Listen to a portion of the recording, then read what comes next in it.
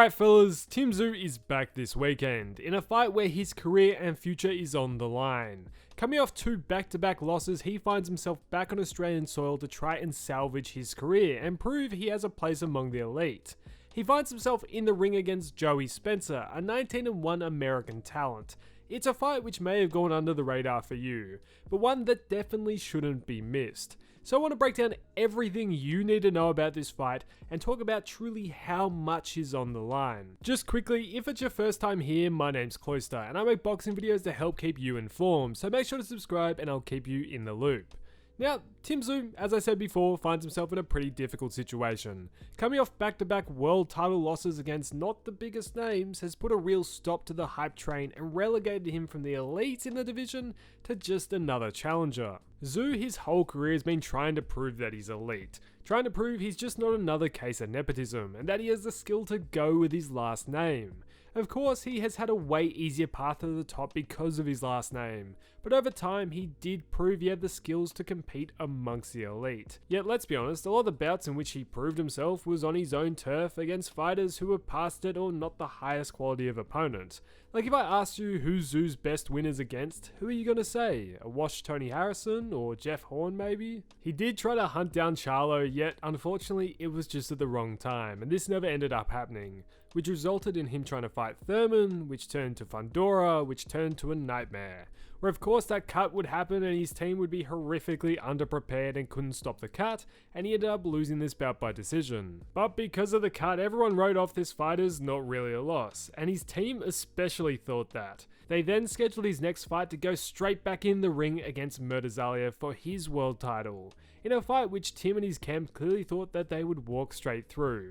They were planning 2, 3, 4 fights ahead of this, and we're even talking about Canelo. Tim was moving to America, getting married, there was no focus on the actual fight. So once the fight came around, it was clear that their mind wasn't on the mission. And that showed clearly. Was it a mix of being underprepared, Tim's father rocking up, and the pressure of this bout? Probably. But simply Murtazalia came into the fight ready to kill and brutally disposed of Tim. Tim came in boxing a style we've never seen from him. He was flat-footed, straight-legged, just thinking he could walk straight through him. Yet obviously he couldn't. His chin was exposed and he seemed to be struggling from some sort of PTSD, touching the top of his head, checking if he was cut again after being punched. It was grim. It was kind of like watching a car crash. So Tim and his camp was sent back packing to Australia, licking their wounds and all future plans in the bin, with some serious reconsideration needing to be done. Tim was obviously not ready for this fight, and his team once again had let him down. So surely Tszyu's young, he should take a substantial break now, maybe a year or 2, and then return to the ring. He's still a major name. Nope, he's going straight back into the fire. Who's he fighting? Well, it's 19-1 American talent Joey Spencer. Most notably known for being PBC's 2019 Prospect of the Year, he's faced obstacles in reaching the peak of the sport. Most notably being his TKO loss to Ramos Jr. Spencer's an orthodox fighter who's a solid power puncher and has strong fundamentals, although he's not really exceptional at one thing in particular. He has flat-footed moments and has shown to struggle when he can't control the tempo. And that's probably why Tszyu chose him. Spencer has shown to make mistakes under pressure. Against Ramos, Spencer was overwhelmed by volume and pressure. He struggled to adjust, and as a result his defense broke down. He shelled up on the ropes, and that's exactly where Tszyu wants his opponents. It's clear why the Tszyu camp chose Spencer as his next fight. Styles make fights, and on paper it seems like this should be an easy night for Tszyu. I expect Spencer to give it his all and put on a show, but if Tim is back to his best, it should be an easy night for him. Although that does leave the question, will we see the best of Tszyu? The last fight was pretty grim, and it showed at least mentally Tim wasn't ready to fight. 5-ish months later, is he ready now? I don't know. If you listen to the media in Australia, you'd be convinced though that he is. I don't think there's even been a single article questioning if this is the right move for Tim now. Is that because all the press outlets are somewhat connected to the broadcaster of this fight? Maybe. But it's even to the point where I saw an article saying they're bringing back the cutman they used for the Fundora fight because basically, hey, he's a good bloke. I get that he might have made a mistake in that Fundora fight and that he tried his best in the moment, but simply that cannot be enough of an excuse at that high of a level. Not having the right materials was a mistake which cost Tim the biggest fight of his life, and his own, put him back a step majorly. Welcoming him back with open arms, no matter the connection, seems like a fascinating move, especially when you need to do press to defend the decision. You want to see the best in the corner for each fighter, and once someone has failed to show that on the big stage, it's hard to put faith back in them. Especially when Tszyu seemed very concerned about the cut reopening in the last fight. Having the same bloke there, even if he's your mate, seems like an interesting move, which has seen nothing but praise surprisingly. Another interesting thing you might have seen throughout the build-up is Spencer's problems about the judging. The Spencer team was promised a panel of 1 Australian judge and 2 international, yet at the last minute they were informed that, well, we're going to have all Australian judges, good luck mate.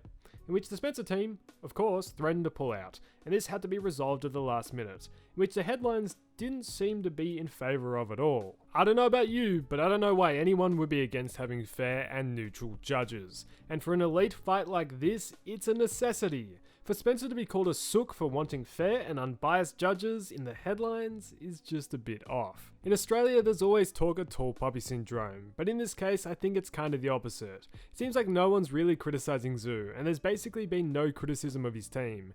And people who do have any point of critique usually don't get the light, or have their criticisms branded as slurs. But hey, maybe Tim is back to his best, but do I think this fight's going to show it? No, because styles make fights, and Spencer is tailor-made for Tszyu. He shouldn't really give Tszyu too much of a challenge, but if he does, that could be a sign that Tszyu hasn't really recovered to where he once was. There's debatably just as much pressure on him for this fight than either of the two beforehand. So if Tszyu can't take the pressure and still isn't all there, it will show on fight night. And if he loses this, his career might be basically over, with him being relegated to a domestic level player whose best bet for a big fight might just be Michael Zarafa. Tim's promoters are already following in the footsteps of fights prior and planning for his next bout. That's why Jarvis Thurman happened. They still want Tszyu versus Thurman, and that's what they have in mind next. It's rumoured that already the contracts are signed, which I never like to see. I never like to see a fighter overlooking his current opponent and signing on to the next fight, especially when that's already gone wrong for them. But this weekend I do hope to see the best of Tszyu. When he's on fire, he's one of the best in the whole sport to watch. As an Aussie, I do miss the old Tim Tszyu.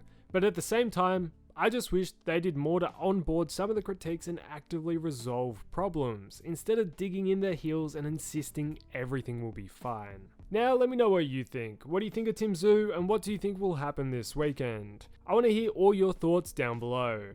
If you enjoyed, please consider liking and subscribing. It does a ton to help the channel. Yet, thanks for watching fellas, and I'll catch you in the next one.